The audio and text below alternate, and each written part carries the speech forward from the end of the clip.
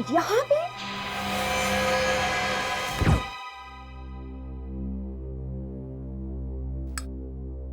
वाह अभिजीत, कितना अच्छा खाना बनाया आपने। मजा आ गया, एकदम tasty. Thank you very much. वैसे आपने एसीपी सर और दया सर को क्यों नहीं बुलाया? हाँ, अरे उन्हें क्यों बात, वो लोग कितनी बार आ चुके हैं यहाँ पे, मेरे हाथ का खाना खा चुके हैं। दया तो पूरा खाना खा जाता है, मेरे लिए नहीं बचता है। बहुत अच्छा बनाता हूँ ना मैं खाना, इसलिए सोचा कि इस बार सिर्फ आपको अकेले खाना खिलाओ।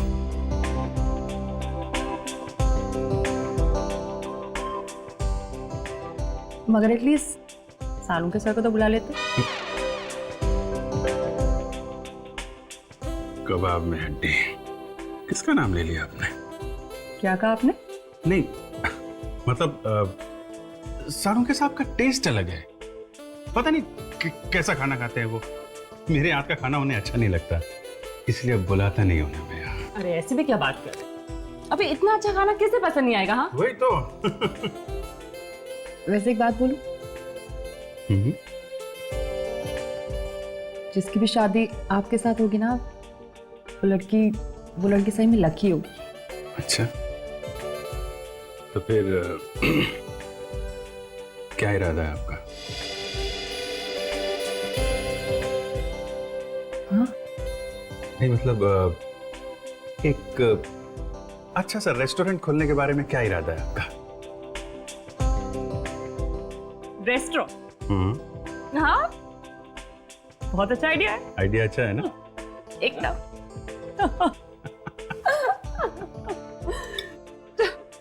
चलो मैं खाना हो गया, मैं प्लेट रख देती हूँ किचन में। नहीं रहने दो, सुबह भाई आएगी रख देगी। नहीं एटलीस्ट ये बचा हुआ खाना तो रख दूँ 10। नहीं आप मत रखिए, मैं रख देता हूँ। It's okay Abhijeet, no formalities. लाइए। नहीं आप हमारी मेहमान हैं, आप नहीं, मुझे दीजिए, मैं रखता हूँ। अभिजीत, अरे नहीं, आप छोड़िए, मैं करता हूँ। अभिजीत नहीं आप छोड़िए। आप अभिजीत, कम ऑन। छोड़िए आप। नहीं मतलब ये, अरे यही रख दो, बाहर रख दो। मैं रख दूंगा ना। अरे हाँ अरे बाबा। उसको मत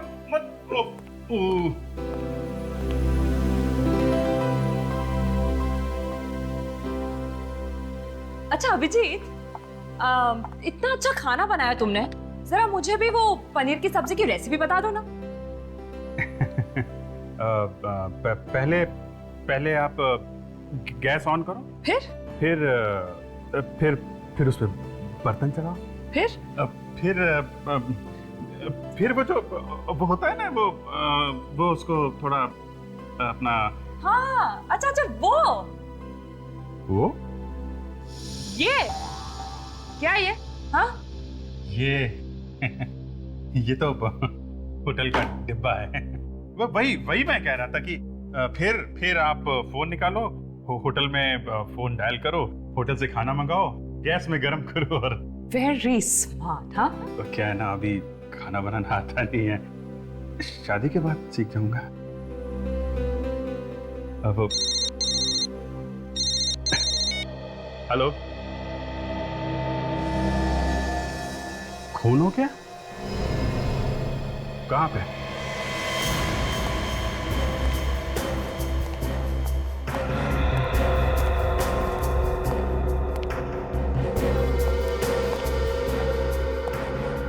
हाँ विवेक, क्या हुआ है? तो गोली मारी से।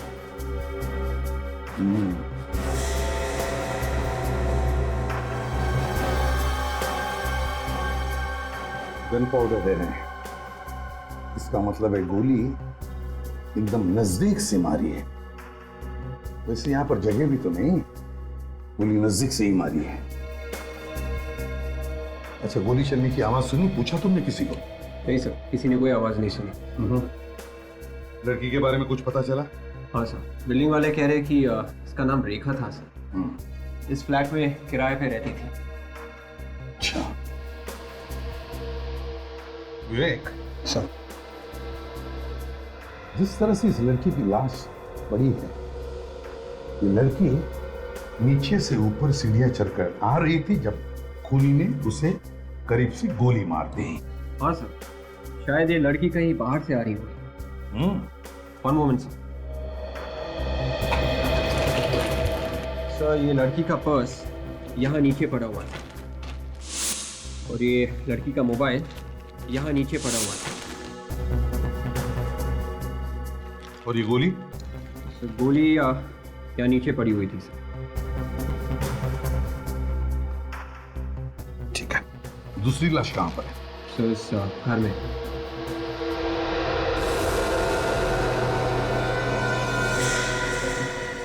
आकर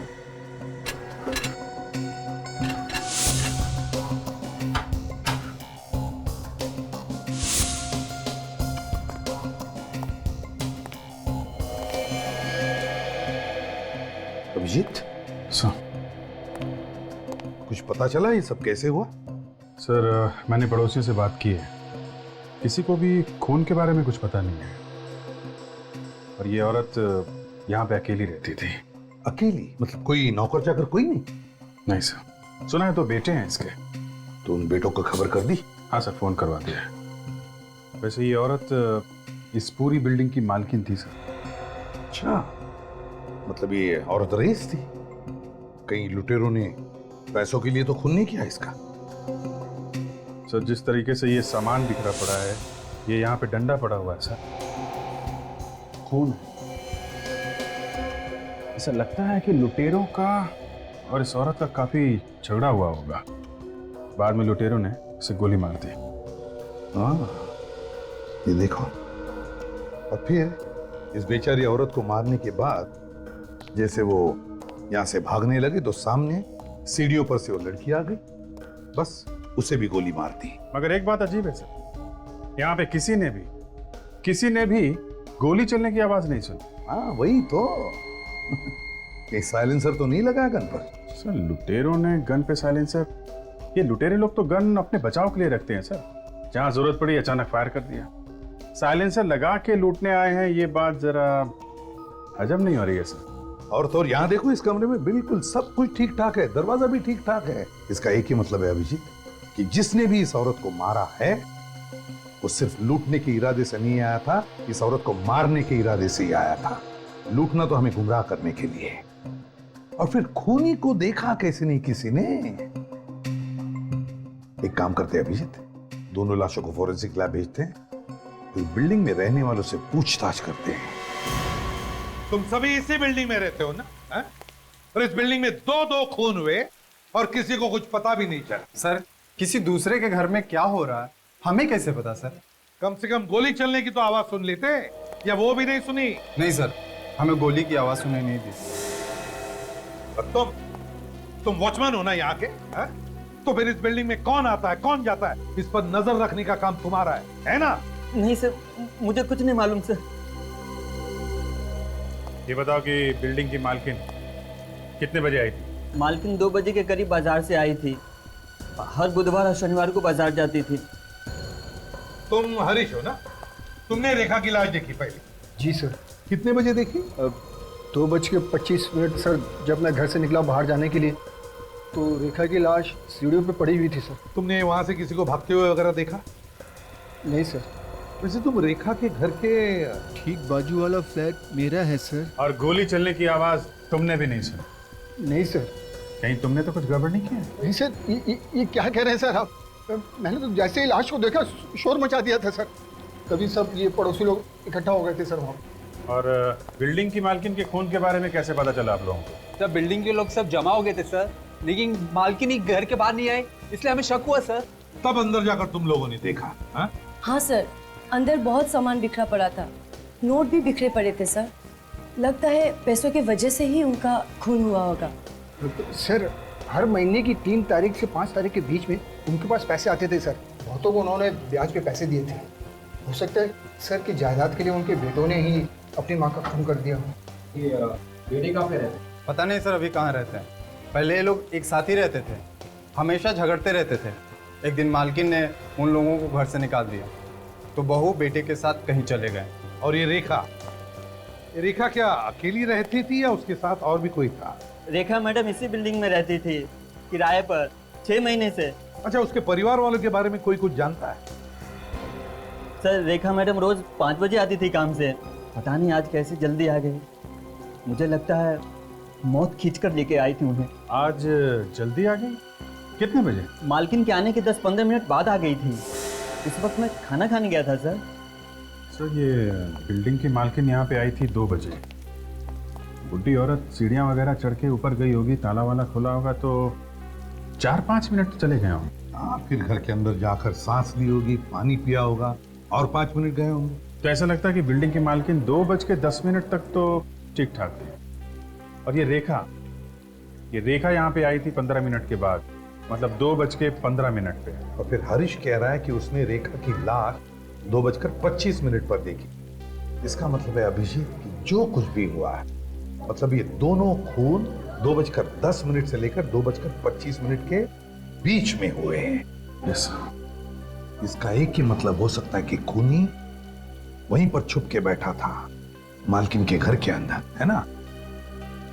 लेकिन अंदर घुसा कैसे होगा घर में? चाबी कहां से लाई होगी उसने? कहीं डुप्लीकेट चाबी का इस्तेमाल तो नहीं हुआ है? हो सकता है, बिल्कुल हो सकता है। विक, बिल्डिंग को अच्छी तरह से छान मारो, देखो कुछ मिलता है क्या। और इस एरिया में जितने भी चाबी वाले उन सबके पास जाओ, पता लगाओ क्या इस बिल्डिंग में से किसी ने भी डुप्लीकेट चाबी बनवाई है क्या। Yes sir.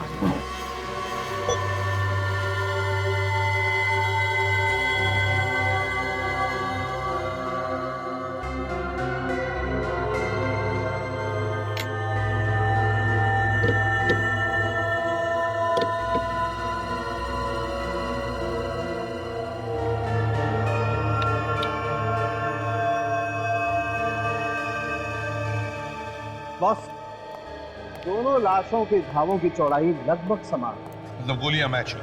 हाँ, मतलब ये दोनों खून एक ही गन से हुए हैं। बिल्कुल। तो साउंड के बता सकता है किस गन से खून हुए? भगवान हूं मैं। और नहीं तो क्या? अरे यार, मैं सिर्फ कैलिबर की बात बता सकता हूँ। तेरा कैलिबर मुझे भी पता है साळुंखे। बॉस, मैं सिर्फ गन के कैलिबर की बात कर रहा हूँ। ये .32 कैलिबर की गन है। ये हुई ना बात है? आप फ्रेडी, दोनों लोगों की उंगलियों के निशान जो हमें अलमारी पर से मिले, उनके बारे में पता चला किसके हैं? हाँ सर, एक तो इस बिल्डिंग के मालकिन का है सर। फ्रेडी, वो तो हमें पहले से ही पता है। दूसरा निशान किसका है वो बताओ। सर दूसरे के बारे में अभी तक पता नहीं चला सर। सर वो हमारे रिकॉर्ड्स में है ही नहीं। फ्रेडी, मुझे तो लगता है खूनी बिल्डिंग में रहने वालों में से ही कोई है। वो किसे सर? जिस प्लानिंग से ये खून हुए, लगता है खूनी बिल्डिंग की मालकिन को अच्छी तरह से जानता था।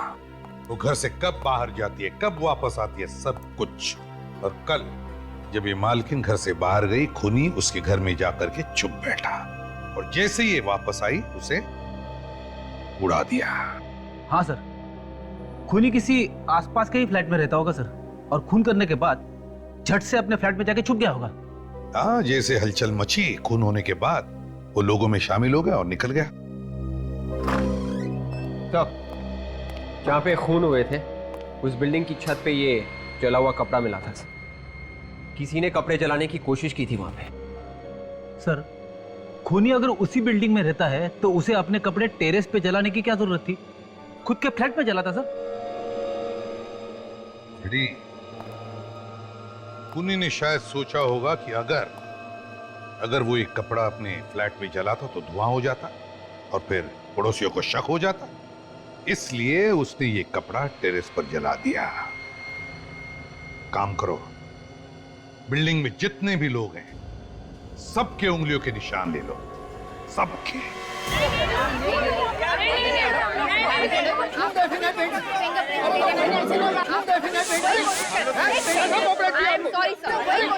देखिए आप प्लीज यहाँ रुकिए, आपको लाइन में खड़े रहना पड़ेगा।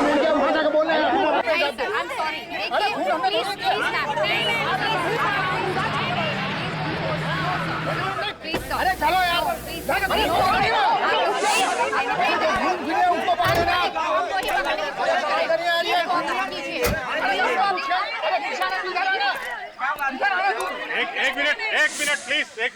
एक मिनट शांत हो जाइए। तो ये लोग उंगलियों के निशान देने से मना कर रहे हैं। क्या बात है, आप लोग अपने फिंगरप्रिंट्स क्यों नहीं दे रहे? लेकिन जब हम लोगों ने खून किया ही नहीं है तो क्यों दे अपनी उंगलियों का निशान? आप लोग बेवजह क्यों परेशान कर रहे हैं हमें? हम लोग आपको परेशान कर रहे हैं? हम जो कुछ भी कर रहे हैं आप लोगों के लिए कर रहे हैं, आपकी हिफाजत के लिए कर रहे हैं।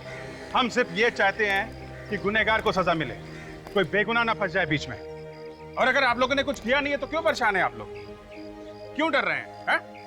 आप हम पे इल्जाम लगा रहे हैं, सीआईडी पे इल्जाम लगा रहे हैं। अरे सीआईडी कोई जादूगर थोड़ी ना है, चुटकी बजाए और खूनी सामने आ गया। केस सॉल्व करने के लिए हमें आपकी मदद चाहिए। दिन रात अपनी जान की बाजी लगा के आप लोगों के लिए काम करते हैं हम लोग। सुबह जब घर से निकलते हैं तो मालूम नहीं रहता है शाम को वापस घर आएंगे कि नहीं, और आपको परेशानी हो रही है। ठीक है, मत दीजिए फिंगरप्रिंट्स, नहीं चाहिए, नहीं चाहिए। लेकिन याद रखना, कल आपके साथ ऐसा होता है, आपके घर में कोई खून होता है और दूसरा कोई आपकी मदद के लिए सामने नहीं आता है, तो आप लोग हमारे पास मत आना। चलो काजल। सर मैं तैयार हूँ। मैं तैयार हूँ सर।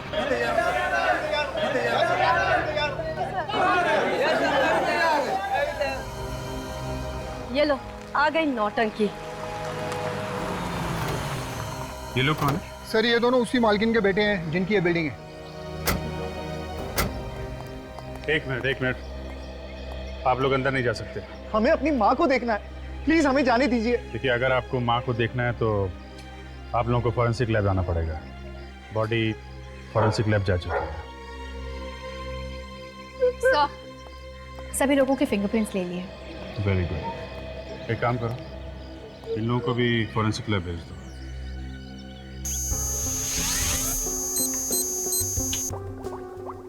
अबे क्या हुआ, परेशान क्यों दिख रहा है? अरे यार परेशान नहीं हो तो क्या करूं, कुछ समझ में नहीं आ रहा।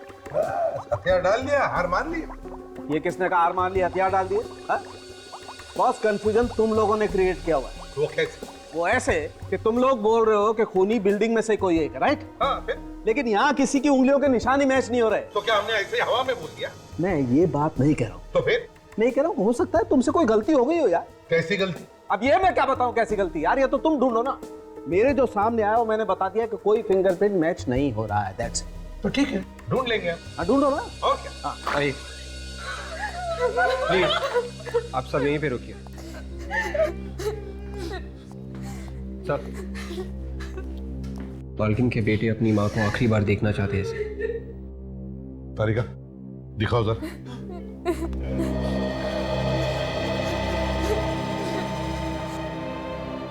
आइए।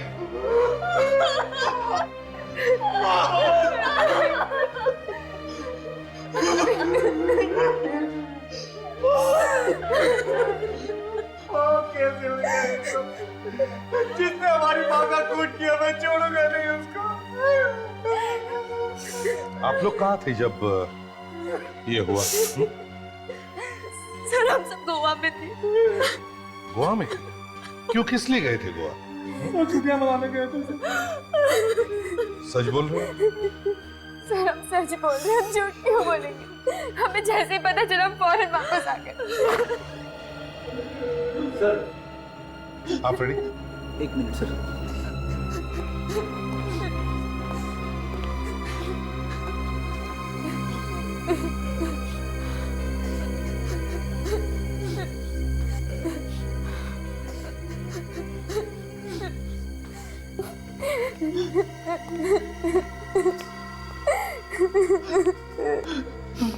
तारिका, इन सब की उंगलियों के निशान ले लो। हमारे निशान पर क्यों सर? झगड़ा करके अलग अलग रह रहे थे ना तुम अपनी माँ से। हो सकता है माँ का खून तुम दोनों बेटों ने किया। लेकिन हम लोग तो गोवा में थे। सर हम क्यों करेंगे अपनी माँ का खून सर? अगर तुमने अपनी माँ का खून नहीं किया है तो फिर डर किस बात का? ये तो अपनी उंगलियों के निशान। तारिका ले लो इनके निशान।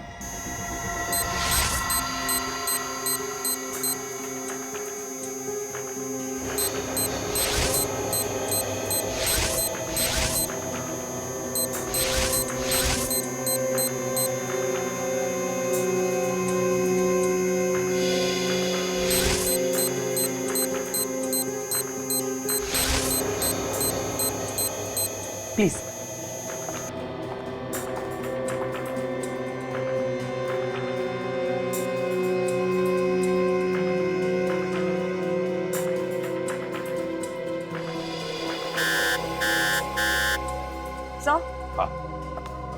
सर इनमें से एक इंसान की उंगलियों के निशान मैच हो गए। किसके? इसका सर। मेरी मेरी उंगलियों के निशान कैसे हो सकते हैं? क्यों नहीं हो सकते? तुम्हारी उंगलियों के निशान है, समझे? बताओ क्यों किया खून तुमने? मैं अपनी माँ का खून क्यों करूंगा? क्योंकि ये तुम्हारी सौतेली माँ थी, सौतेली माँ।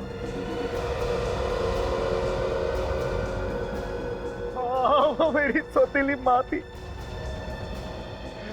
मेरी सौतेली माँ थी, लेकिन मैं उनसे बहुत प्यार करता था। मैंने उनका खून नहीं किया सर, मैंने खून नहीं किया। ये आप क्या कह रहे हैं भैया? यही सच है दीपक, यही सच। माँ ने मुझे मना किया था क्योंकि वो नहीं चाहती थी कि तुम्हें ये एहसास हो कि हम दोनों सौतेले हैं। वो हम दोनों से बहुत प्यार करती थी सर, दोनों से बहुत प्यार करती थी। बहुत प्यार करती थी ना, तो फिर बार बार झगड़ा क्यों करते थे अपनी माँ के साथ? सर झगड़ा हमारा नहीं होता था, हमारी बीवियों की नहीं जमती थी माँ के साथ। क्यों?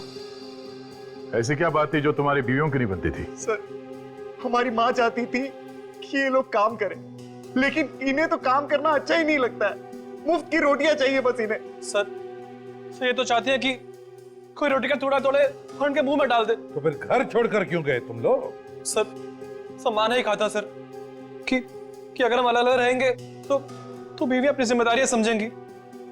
मैंने तो माँ से मना भी किया था कि हम लोग घर छोड़कर नहीं जाएंगे, लेकिन उन्होंने मना कर दिया। वो हमारा भला चाहती थी। भलाई का बदला तुमने दे दिया खून करके, है ना? सर मैंने खून नहीं किया है। बार बार झूठ बोलने से सच साबित नहीं होता, समझे? सबूत झूठ नहीं बोलते। तुम्हारी उंगलियों के निशान मिले हैं तुम्हारी माँ की अलमारी पर। कैसे आए वो निशान? हैं? बोल। सर 3 दिन पहले माँ ने मुझे घर पर बुलाया था। उन्हें पता चल गया था कि मुझे कुछ पैसों की जरूरत है। फिर वो मुझे 3 लाख देने के लिए तैयार थी, लेकिन मुझे 4.5 लाख रुपए चाहिए थे। लेकिन बाकी के पैसे मांगने में मुझे शर्म आ रही थी। तो मैंने नाटक किया। कैसा नाटक? जैसे ही माँ कमरे में पैसे लेने के लिए गई, मैं भी उनके पीछे पीछे कमरे में चला गया और कमरे में जाते ही तबीयत खराब होने का नाटक करने लगा। माँ बाहर गई पानी लाने के लिए, तभी मैंने अलमारी में से पैसे चुरा लिए। शायद उसी वक्त मेरी उंगलियों के निशान आ गए होंगे। वाह रे वाह, नया देखा इस सत्यवादी को। ये माँ से पैसे भी मांगता है, ऊपर से माँ के पैसे भी चुराता है, और फिर कहता है कि पैसे मांगने में शर्म आती है। तो फिर सत्यवादी जी बताइए, फिर क्या किया तुमने? सर अगले ही दिन हम लोग गोवा चले गए। उसके बाद क्या हुआ हमें पता नहीं। ये हमें मालूम है क्या हुआ। ये कल 3-4 घंटे तुम गोवा में नहीं थे तुम गोवा में, बल्कि यहां थे मुंबई में। फ्लाइट से आए थे तुम, अपनी माँ का खून किया और वापस चले गए गोवा। नहीं सर, मैं गोवा से मुंबई आया था, लेकिन मेरे पार्टनर के कहने पर उसे मुझसे कुछ इंपॉर्टेंट पेपर्स पर साइन कराने थे। यही सच्चाई है सर। आप चाहे तो मेरे पार्टनर को फोन करके पूछ सकते हैं। फिर भी आपको लगता है कि मैंने खून किया है तो मुझे फांसी पर चढ़ा दीजिए, लेकिन मैं अपनी माँ का कातिल नहीं हूं सर। मैंने अपनी माँ को नहीं मारा है। एक सगी माँ से ज्यादा प्यार करता था मैं उनसे, सगी माँ से ज्यादा प्यार करता था मैं उनसे। सर भैया सच कह रहे हैं सर, वो माँ का खून नहीं कर सकते। तो वो तो माँ से बहुत प्यार करते थे सर। ये तो हम पता लगा ही लेंगे, समझे?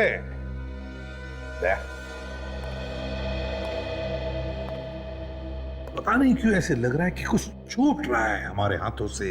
इस केस में कुछ तो छूट रहा है। फिर से शुरू से देखना पड़ेगा।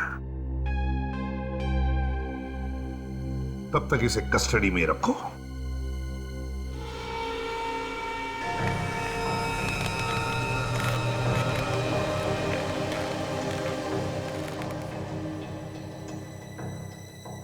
बिल्डिंग में दो दो खून हो गए पर पड़ोसियों को कानों कान खबर तक नहीं। क्यों? कैसे? खून किया किसने होगा? शायद ये लड़की कहीं बाहर से आ रही होगी। वैसे ये औरत इस पूरी बिल्डिंग की मालकिन थी सर। सर ये लड़की का पर्स यहाँ नीचे पड़ा हुआ है और ये लड़की का मोबाइल यहाँ नीचे पड़ा हुआ है।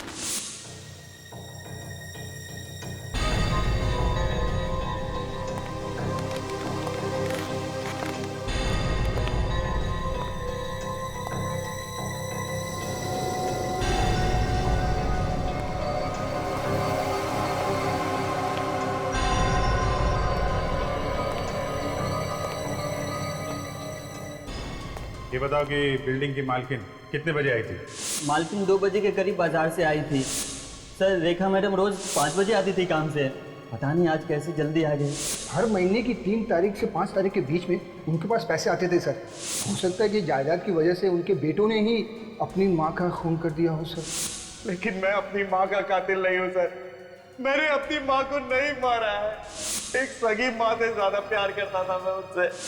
अगर ये खून बेटों ने नहीं किया है तो फिर खून किसने किया होगा?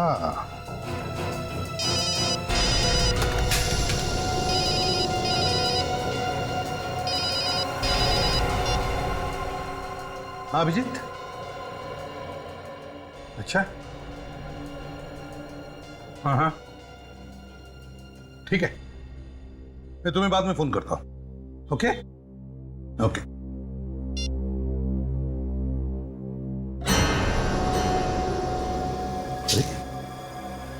फोन नीचे गिर के भी टूटा क्यों नहीं?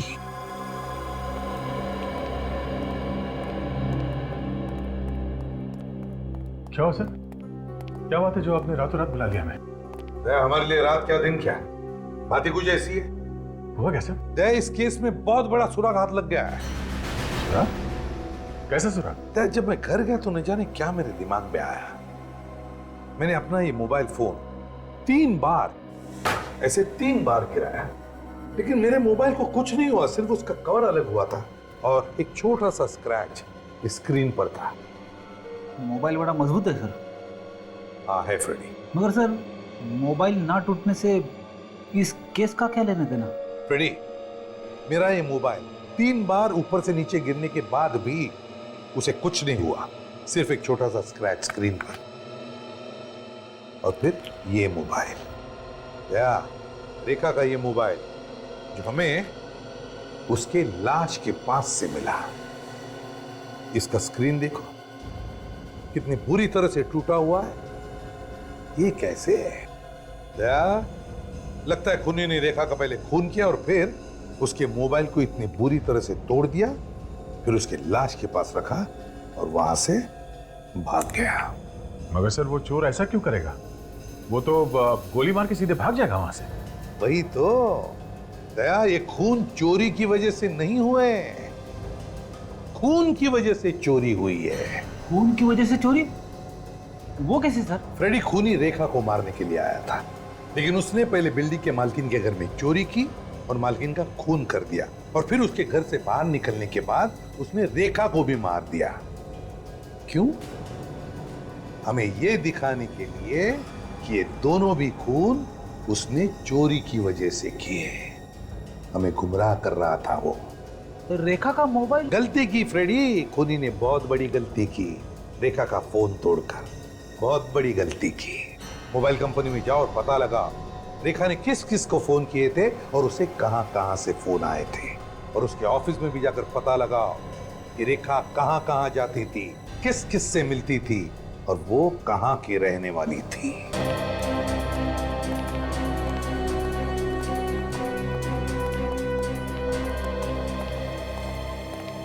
यस, कौन है आप लोग?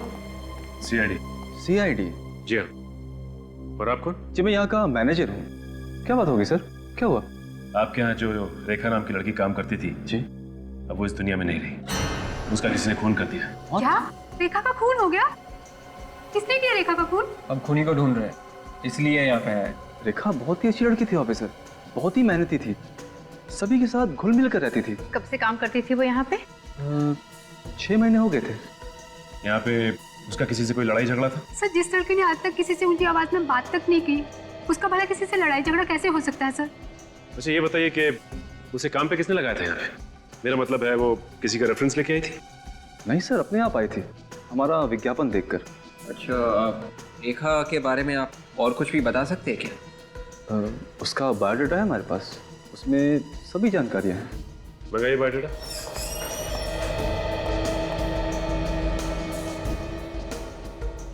बायोडेटा में लिखा है कि 4 साल से रेखा मुंबई में काम कर रही थी और बीच में उसने नौकरी भी छोड़ी थी। और ये देखो 2005 से 2009 तक उसने इस कंपनी में काम किया और उसके बाद 2009 से 2011 फरवरी तक कोई भी काम नहीं किया। आपने उससे पूछा नहीं इन 2 सालों में उसने क्या किया? पूछा था सर। 2009 में एप्टीट्यूड कंपनी का जॉब छोड़ने के बाद वो अपने गांव चले गई थी। 6 महीने पहले ही वो वापस इधर आई है और हमारे यहाँ जॉब कर रही है। गाँव का है उनका? जी, गांव के बारे में उसने कभी कुछ नहीं बताया।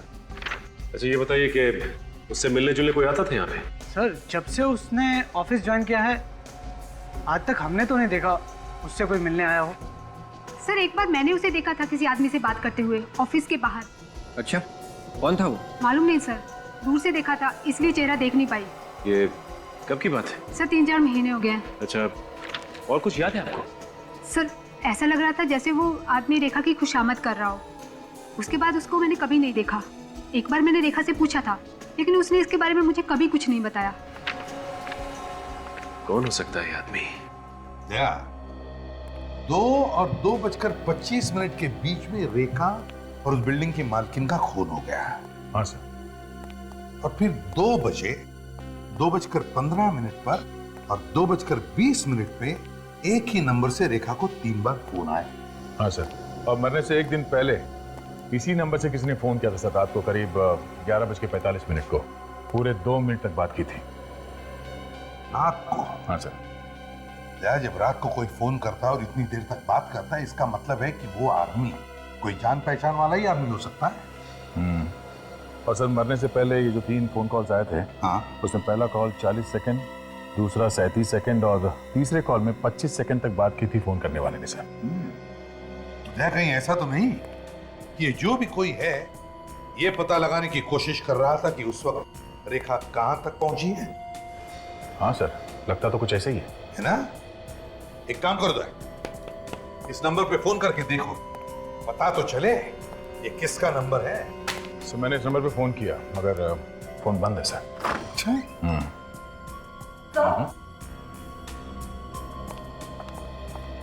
बोलिए क्या बात? सर, मैं रेखा की फ्रेंड हूँ मालिनी। मैं उसके घर गई थी तो बिल्डिंग वालों ने बताया कि उसका खून हो गया है और सीआईडी जांच कर रही है केस की। सही बताया उन्होंने। सर, कुछ पता चला खूनी के बारे में? नहीं, अब तक तो कुछ पता नहीं चला। वैसे आप रेखा को कब से जानती थी? सर, 6 साल पहले हम दोनों साथ में काम करते थे एप्टीट्यूड कंपनी में, मगर 2 साल पहले वो कहीं अचानक गायब हो गई थी। गायब हो गई? कैसे? पता नहीं सर, बिना बताए ना जाने कहाँ चली गई। तो तुमने पता लगाने की कोशिश नहीं की? पता करने की बहुत कोशिश की सर, मगर कहीं कोई सुराग ही नहीं मिला। फिर एक दिन अचानक 5 महीने पहले उसका फोन आया कि वो मुंबई वापस आ गई है। तो तुम उससे मिली? हाँ सर, 4-5 बार मिली और कल रात को मैं मिलने वाली थी। हाँ, बेचारी का उससे पहले ही खून हो गया। मैंने कई बार उसका फोन भी ट्राई किया मगर उसका फोन स्विच ऑफ आ रहा था सर। हम लोग फिल्म देखने जाने वाले थे मगर उसका कोई फोन ही नहीं आया। वैसे तुम्हारी दोस्त रेखा का किसी से प्यार व्यार का चक्कर था क्या? इसके बारे में तो कभी कुछ बताया नहीं उसने। अच्छा, ये एप्टीट्यूड कंपनी कहाँ है? ये कंपनी तो 1.5 साल पहले बंद हो चुकी है। उसने कभी बताया कि 2 साल पहले वो अचानक कहाँ गायब हो गई थी? क्या तुमने पूछा उससे? मैंने पूछने की कई बार कोशिश की मगर उसने इसके बारे में कभी कुछ भी नहीं बताया मुझे। चलो कोई बात नहीं। वैसे थैंक यू वेरी मच, आपके आने से हमें रेखा के बारे में बहुत कुछ पता चला। आप जा सकती हैं, मगर हाँ, अगर जरूरत पड़ी तो हम आपको वापस बुला लेंगे, ठीक है? जरूर sir. Thank you. Thank you very much. जरूर इस रेखा के साथ कुछ न कुछ हुआ था 2 साल पहले, जो गायब हो गई और फिर 2 साल के बाद में वापस भी आ गई। और आने के 6 महीने बाद ही किसी ने उसका खून कर दिया सर। अच्छा, उसके गांव के बारे में कुछ पता चला? हाँ सर, रेखा के ऑफिस में जो वॉचमैन है उसने कहा कि एक बार रेखा ने उसे मनी ऑर्डर करने के लिए दिया था नासिक के पास किसी गांव में। निखिल गया है पता करने के लिए। सर, जिस नंबर से रेखा को फोन किया गया था वो नंबर किसी नितिन नाम के आदमी का है सर, कांदिवली में रहता है। लोकेशन पता चला? आखिरी बार किस जगह से फोन आया? हाँ सर, उसी बिल्डिंग से आखिरी बार फोन किया गया था सर, जहां पे उन दोनों का खून हुआ है। उसी बिल्डिंग से फोन आया था। तो बस उठाओ इस नितिन को। परेशान क्यों हो रहे हो भाई? अंदर से देखना है क्या? ये घर नितिन का ही है? हाँ, नितिन का ही है। नितिन कहाँ पे? अमेरिका का वीजा है। नहीं, क्यों? फिर तो मिलना मुश्किल है।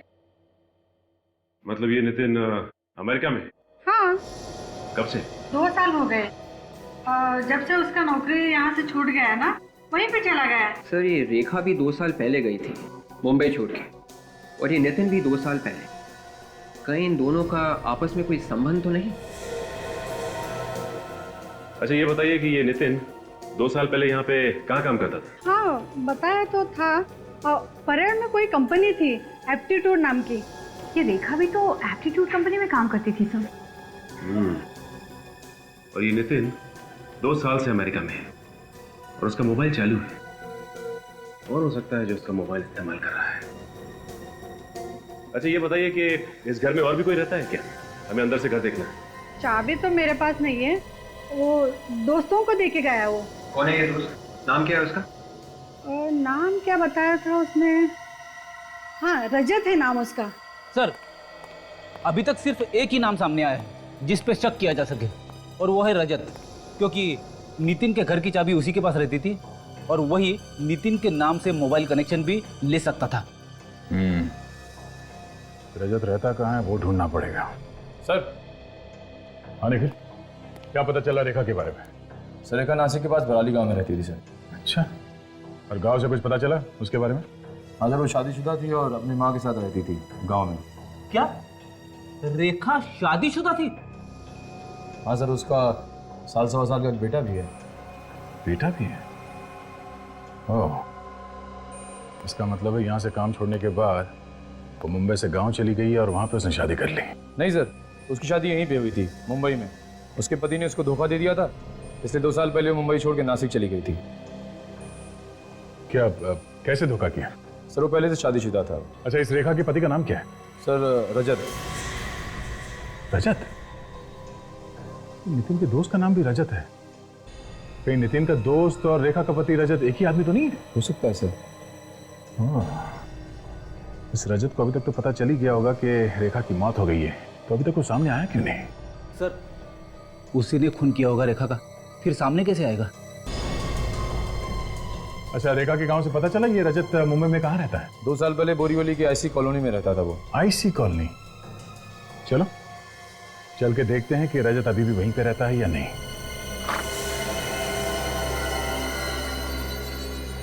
क्या बात है सर? किसे मिलना है? रजत से।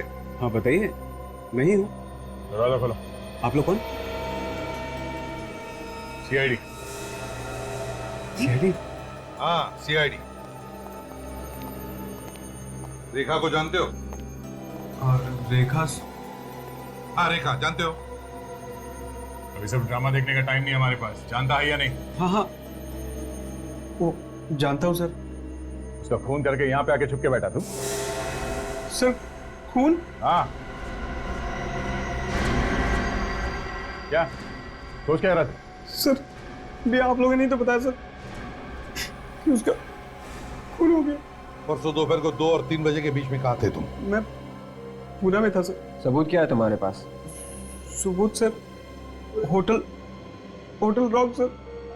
आप चाहिए तो फोन करके पूछ लीजिए।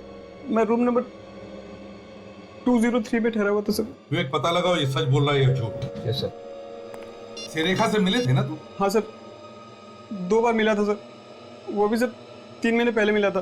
कहाँ पर? सर, रेखा मुंबई में नहीं थी। अचानक 3 महीने पहले मैंने उसको उसके ऑफिस के बाहर देखा, तब मुझे पता चला कि रेखा मुंबई में है। सर, मैंने उससे बात करने की कोशिश की, लेकिन उसने मेरे से बात नहीं किया सर। क्यों? बात क्यों नहीं की उसने तुमसे? मेरे से थोड़ी गलती हो गई थी। गलती? कैसी गलती? सर, मैं और रेखा एक ही ऑफिस में काम करते थे और मैं सर उससे प्यार कर बैठा। तो उसमें गलती क्या? मैं सर पहले से ही शादीशुदा था। और रेखा को ये पता नहीं था कि तुम्हारी पहली शादी हुई थी? नहीं सर, फिर रेखा भी मेरे से प्यार करने लगी, फिर हम दोनों ने चुपके से दूसरी शादी कर ली और फिर सर जैसे उसको पता चला वो मेरे से नाराज हो गई और छोड़ के चली गई सर। और अब जब तुम्हें मिली तो तुम्हें डर लगा कि कहीं ये तुम्हें पकड़वा ना दे, हाँ? इसीलिए उसका खून कर दिया? नहीं नहीं नहीं सर, मैं तो सर पिछले 3 महीने से उससे मिला नहीं सर। नितिन कौन है? नितिन? नितिन हाँ, दोस्त है मेरा, हम दोनों एक ही ऑफिस में काम करते हैं। आजकल वो अमेरिका में है सर। तुम्हारे और रेखा के रिश्ते के बारे में ये नितिन जानता है? हाँ सर। ये मोबाइल नंबर 0190732802 जानते हो? नहीं सर। किसी ने नितिन के घर के एड्रेस प्रूफ पे ये नंबर लिया है। नहीं नहीं सर, ये कैसे हो सकता है? सर नितिन के घर के सारे पेपर्स मेरे पास हैं और उसके एड्रेस पे ये नंबर कैसे निकाल सकता है सर कोई? वो तो हम पता लगा ही लेंगे कि इस एड्रेस पे किसी ने ये नंबर कैसे लिया। सर ये सच कह रहा है, ये पूना में ही था। इस वक्त तुम्हारी पहली बीवी कहाँ है? सर पता नहीं सर। मालूम नहीं? उसकी फोटो है तुम्हारे पास अभी भी? हाँ सर। लाइए, दिखाइए।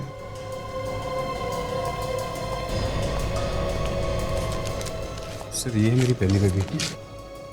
सर डाइवोर्स के बाद हम दोनों अलग रहने लगे थे। अच्छा, तो ये चक्कर है।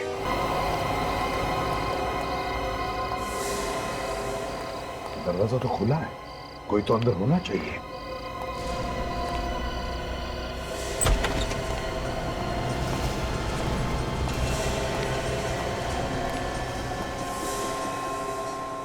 विवेक, तुम दोनों इस तरफ जाओ। काजल इस तरफ जाओ।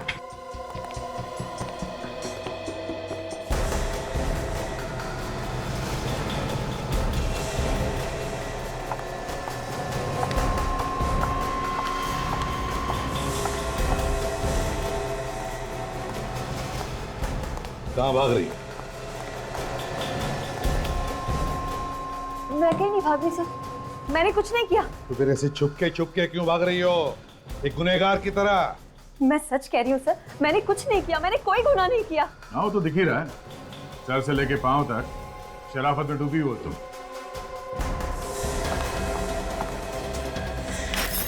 रुक जाओ, कोई मेरे पास नहीं आएगा, दूर खड़ा रहो मुझसे। अगर कोई मेरे पास आया ना तो मैं अपने आप को जान से मार डालूंगी। नहीं मान ली। पागलपन छोड़ दो, हमारी बात मानो और अपने आप को हवाले कर दो हमारे।